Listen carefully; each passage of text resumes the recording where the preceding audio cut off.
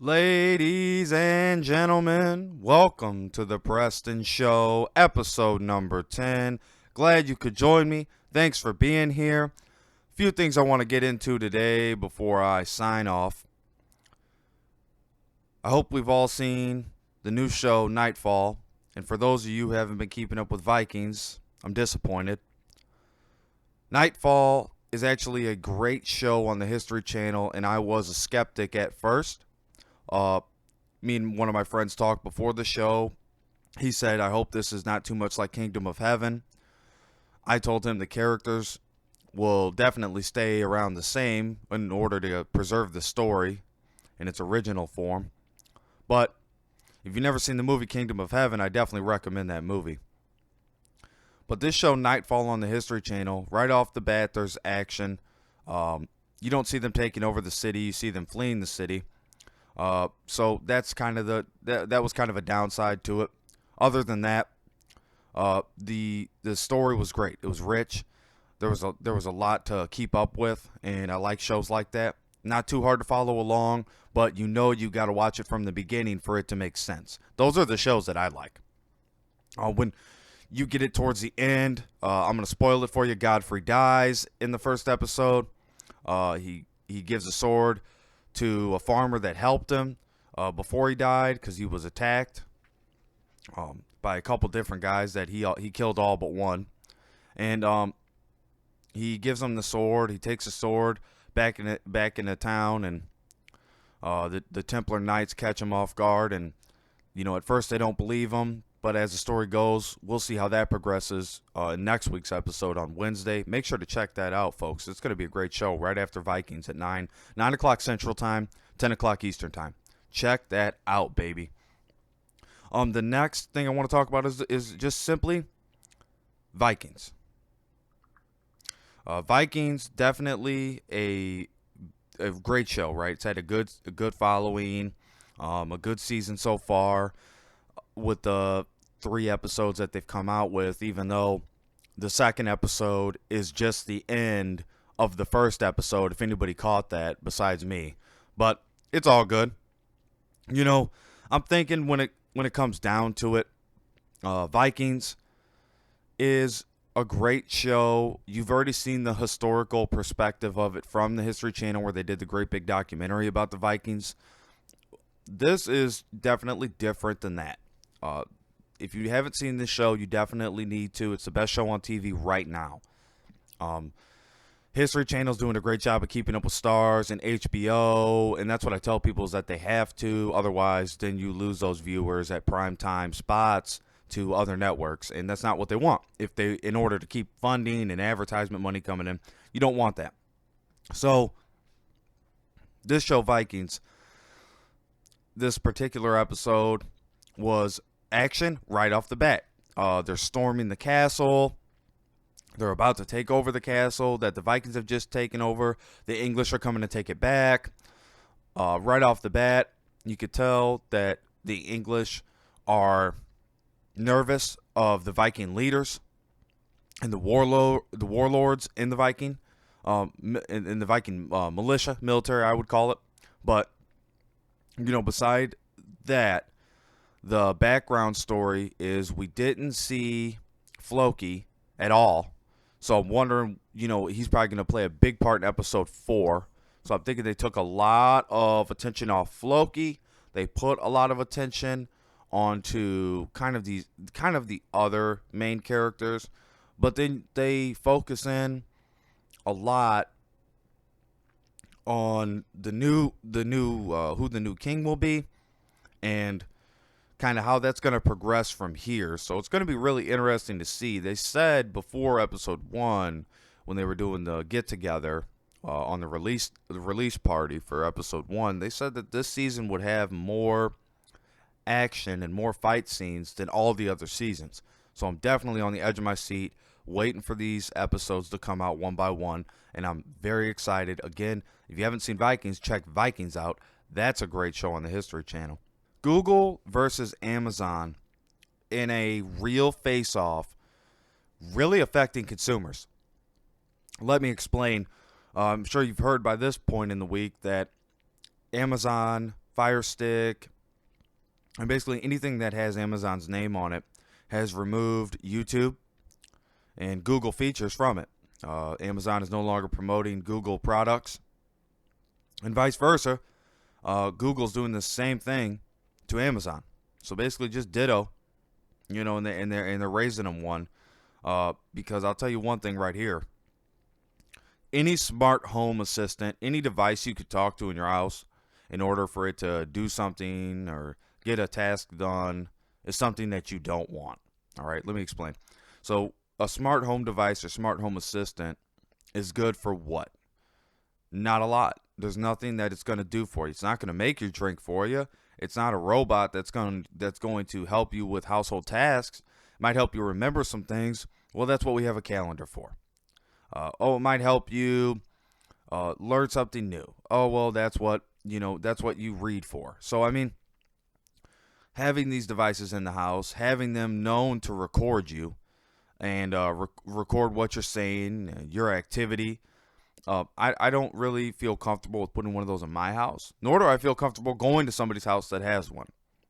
So I would say avoid those devices if you can. Gizmodo even came out with a whole article about why you don't want one. I would recommend you go to gizmodo.com and read that article. There's no point in me reading it out. Like I said, I don't care too much about them. It's not a big deal to me. What the deal is like I said, when you got something that's recording you, it's been proven to record you and what you do in your home. If that doesn't sketch you out, then I consider you a little bit lost on what's going on with technology, and it's definitely advanced faster than you have. So, in the end of it, Google and Amazon are in this face-off, seeing who's going to come out on top. And let me tell you, right now is the best time it's ever been for an Amazon or Google competitor to level the playing field. And that's exactly what I would be doing if it was my company or my business that was on Google and on Amazon and our products were going to both places. I would continue to push for that and continue to keep my mouth shut about what's going on between those two.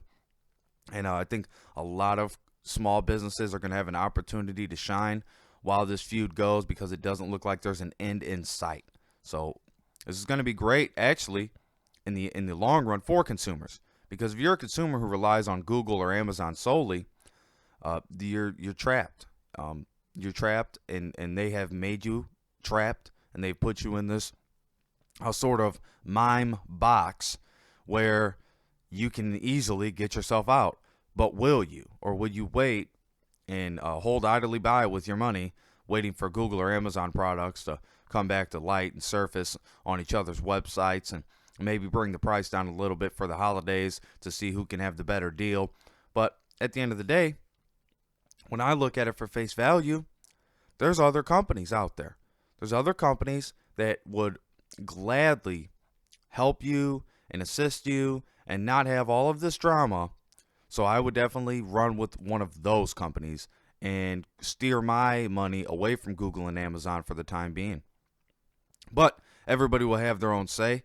But if I see these companies, and especially when you have so much money, right? This is the definition of greed, isn't it? When you have all this money and you're still fighting, you're still arguing, you're still bickering, and you're bitter. What kind of example does that set? It's a terrible example. It is a terrible example for the consumers to watch. A terrible example for young businessmen to see, young businesswomen to see that are going to be in the business world or want to start their own business. This is not how you operate. But they're going to do as they do. The Bulls beat the Hornets last night. So I think that's their 4th win of the season after their 20th loss. I mean, this is ridiculous, folks. I don't see how Chicago fans keep supporting these teams.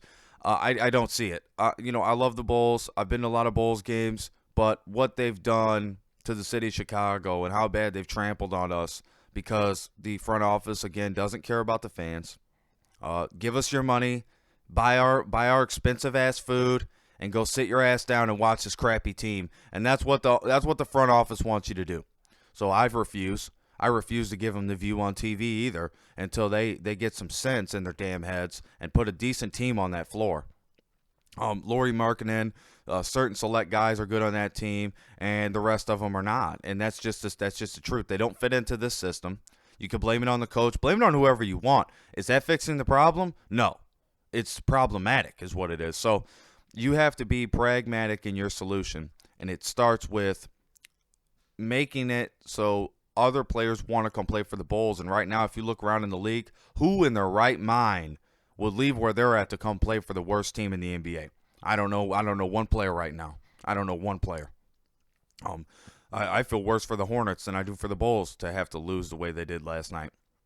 But again, I mean, you're already a quarter of the way through the season, a good quarter of the way through the season, and this is where the Bulls are at. They're not going to make the playoffs.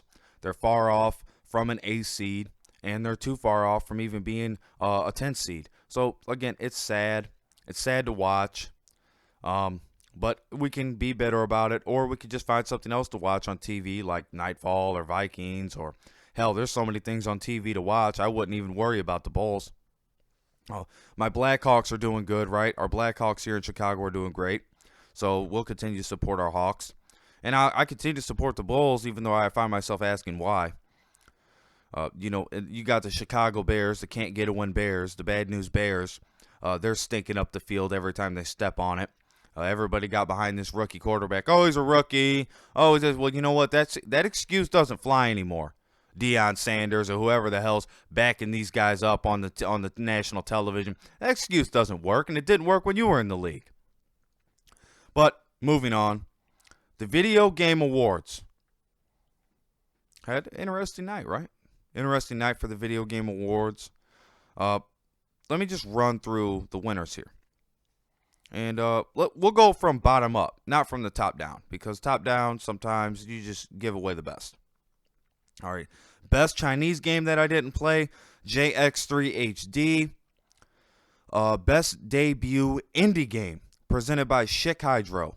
The name of this game is Cuphead. I never played it. Best esports team, Cloud9. It's a very good team. I didn't vote for them, but it's a very good team. I can see why they would win. Best esports player, presented by Omen by HP. Lee Sang Hyuk, known as Faker. Never watched him play. Player plays a game that I don't watch. Best esports game, Overwatch. I can see why that would win on the esports circuit as the best game that people want to play.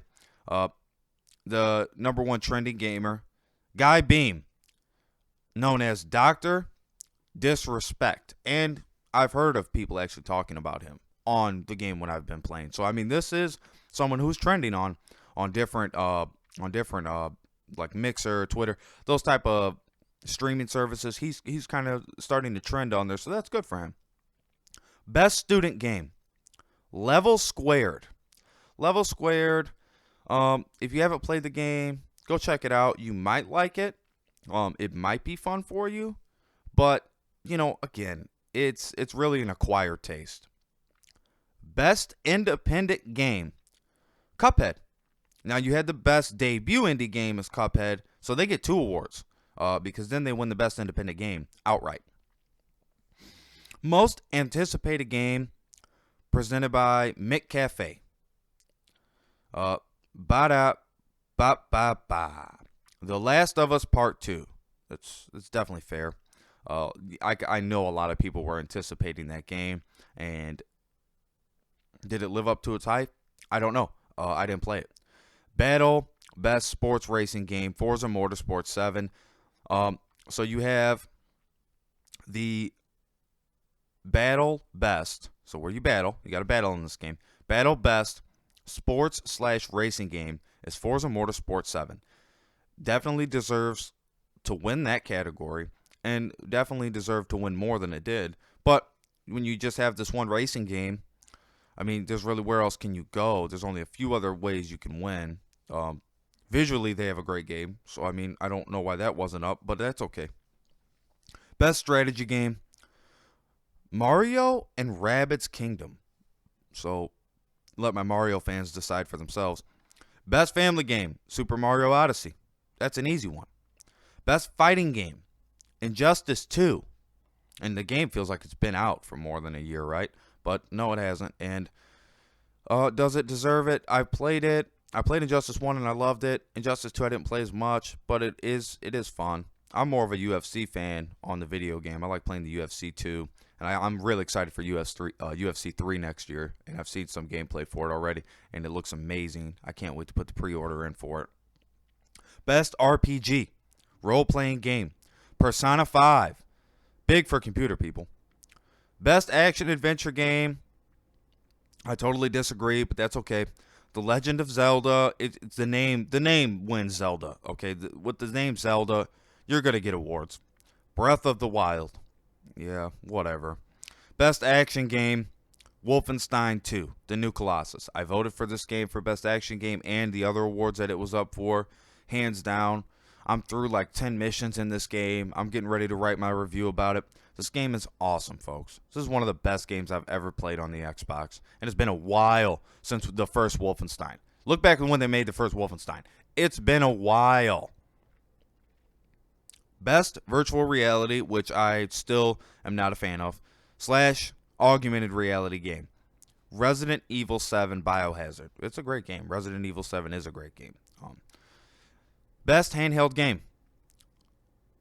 You know it. You love it. It's a classic. It's a franchise that's been around since almost the beginning of gaming. Metroid, Samus Returns. So, if you like handheld games and you're always on the move, there you go.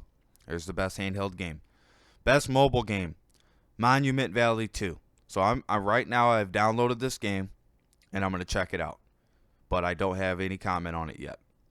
Best ongoing game, Overwatch.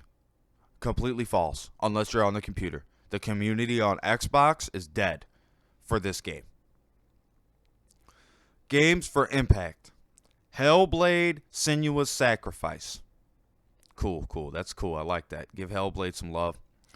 Best performance, Melina Juergens as Sauna in the Hellblade Sauna Sacrifice. That's pretty cool, right? Best audio design, Hellblade Up Again, Senua's Sacrifice. Best score / music, Nier Automata. Best art direction, Cuphead. Three victories for Cuphead. Best narrative in the story should be Wolfenstein 2, but that's okay. They gave it to What Remains of Edith Finch. Here we go again with Zelda. You guys ready? Best game direction, The Legend of Zelda Breath of the Wild. And the almighty game of the year, the most anticipated, highest rated, highest played, The Legend of Zelda Breath of the Wild. But, folks, we're missing something, right? We're missing something. And it's not me. Don't blame me. Last night, the Video Game Awards forgot to give out the multiplayer game of the year. And they could say whatever excuse they want. But this is what we were all watching for. We don't care about the best game of the year. We already knew Zelda was going to win that. We cared about the best multiplayer game because of all the money we've had to spend on them. It wasn't Call of Duty. It wasn't anything you thought it was unless you play a certain game, which is coming out on the Xbox in 3 days from now. And that game is called PUBG. Yes, ladies and gentlemen, PUBG, best multiplayer game of the year. Congratulations, PUBG. Let's give them that a round of applause right there, PUBG. Let's give them that round of applause right there, that PUBG. Come on now. So we're very happy for PUBG, and we're very happy for Epic and the, just think about it. The Unreal Engine 4 in full effect. I didn't vote for it. I'm be honest here, which I always am. But I didn't vote for it, and I'm not sad about it. Because honestly, I like Gears of War 4 better than PUBG, just the way it looks. But I'll cave in and buy PUBG. I mean, it's just a matter of time. I caved in and bought Call of Duty. So, I mean, it's just a matter of time for me. So, moving off of that, getting into something that will be interesting for my stoner friends. The race for legal weed is on in this country. You got the far left Salon magazine saying the Attorney General is going to crack down on legal weed. You know what? You would think that the government has a lot better things to do. You would think they have a lot better things to do. How about the opioid crisis? How about cracking down on that? But, it's Salon magazine. I take what they have with a grain of salt. Most of it's just fake news anyways. So it's the last thing I'm worried about is their far left magazine with their nutcases they got working over there. But I'll tell you what, that Vermont plans to legalize weed, right? You would think they would already have it with the socialist Bernie Sanders up there running the damn state. You'd think they already have it, but they don't. No, folks, they don't. And it's going to be interesting to see how this plays out. We don't have the president making really any comments about legal weed, although he has made the comments about the opioid crisis, which I'm very grateful for. We don't see anything about weed, so I mean, we'll just have to see how that goes. But the government is missing out on so much money by not regulating weed in states, and the federal government not putting a tax on it. They're losing so much money, and they're costing us more money. So the people that say they hate that their taxes are high, think about it. You hate that your taxes are high. You hate that everywhere you go, the cost of everything is high. The gas is high. But yet you're against industrial hemp, manufacturing it, growing it in our agriculture fields, and you're against legalizing weed, which is going to bring in more revenue than any of these politicians have ever brought us. So it's time to put the power back with the people. Give them their damn joint. What are we worried about? What are you worried about? You still get in trouble if you're driving high? Yes, you should. You shouldn't drive high. It's a stupid idea. It's a stupid idea to drive high, just like it's a stupid idea to drive drunk. But they legalize cigarettes, and they run the commercials and tell you to buy all the cigarettes. They legalize alcohol. They run all the commercials. You buy it up, get drunk, get sloppy. At least when you smoke weed, you're in tune with yourself. You know what's going on. And all these other people, these older people, can say whatever they want. And to me, they just sound like old curmudgeons that have never even experienced life, but have yet been behind a book and been behind a microphone. And now they know everything. And they're the ones that are going to coach you about your life. When their life, if you unrolled the tape and unrolled all that tape that the mummies have, well, look. Not so clean, not so bright in their past, but they'll sure as hell tell you that they're the cleanest SOBs out there. But the biggest thing that comes to me with legal weed is the revenue we can gain from it. And if we do not capitalize on it, other states will. Illinois is falling behind the pack on this. Vermont's on the front end of it. New Jersey's on the front end of it. They're pushing for it. God bless them, man. God bless them. Might as well do it. Because as far as I'm concerned, we need as much money as we can get as fast as we can get. And that's the only way to reverse and start to reverse the negative trends that are happening in our economy and are happening across the country. The stock market is not a reflection of the U.S. economy. It is one variable of the U.S. economy. That is it. One variable. Many other variables play into the U.S. economy. The stock market is one small variable. One small variable. Tonight we have a lot of good fights, right? We got UFC fights. We got Bellator fights. What are you going to watch? You going to watch UFC or are you going to watch Bellator? This is a huge rivalry. This is almost face-off worthy. I don't know if it's up there with Google versus Amazon. Those are two real giants that affect kind of everybody. UFC Bellator. This is interesting, man. I don't know. The Bellator's got a good card. I'm gonna be flipping back and forth, but if I had to choose, I'd probably just stick with UFC tonight for me. But I will be tuning in to Bellator to see what they got cooking up. I'm interested to see how these fights are gonna play out tonight. Stack fight cards on both sides. Both sides got stack fight cards. There's boxing on HBO tonight. So that's another option. For people that aren't big MMA fans. I'm interested in to see. I have some money down on some of these fights, so we'll see how that plays out. Probably not well, but we'll see how it plays out. One fighter to look out for in the UFC tonight is going to be Eric Anders, right? The Alabama linebacker that flipped over to be a UFC fighter. And he's on the rise. I've called him the next big thing. I really do believe he'll be the next big thing in the face of UFC soon. As long as he continues to do great and do well, I don't see why that would stop. But Eric Anders, ladies and gentlemen, Eric Anders is a monster. Look at any of his fights. He's a monster. And we'll see how the one thing I question with him is going to be his cardio. And you think it's silly for a football player and to deal with cardio, but a guy that's that big and has that many muscles has to learn how to retain his energy. That way he can flash and show signs of brilliance in the octagon. So I mean, we're gonna see, because he's a stacked dude. The dude's stacked. So I mean, we're gonna see how this ends up working out. But I think he's got an opponent he can handle tonight without much of a problem. So that's gonna be interesting. Cub Swanson versus Brian Ortega. I'm going with Cubby. I think Swanson's gonna put him down. But I mean, I've been wrong. But it to me at the end of the day, I'm really thinking Cub Swanson probably beats Ortega, and he probably does it. If he doesn't do it early, he might lose the fight. I mean, if it goes to a decision, he might lose. So I mean, I think he's got to finish it early, and I think he knows he does. So we'll see how it goes. But those are kind of the two fights from the UFC that I'm really interested in seeing. Really want to know how these are going to work out. Everything else, I'm just going to follow along, just going to watch, see what's going on. Couple good women fights. So, I'll be interested to see those two because I like seeing these women bang it out, slug it out. It's a good time. So I'm going to get my popcorn ready. I'm going to be tuning in, ladies and gentlemen. I hope you tune in as well. For now, I'm signing off. And just like the hands of time, I'm turning it over to you.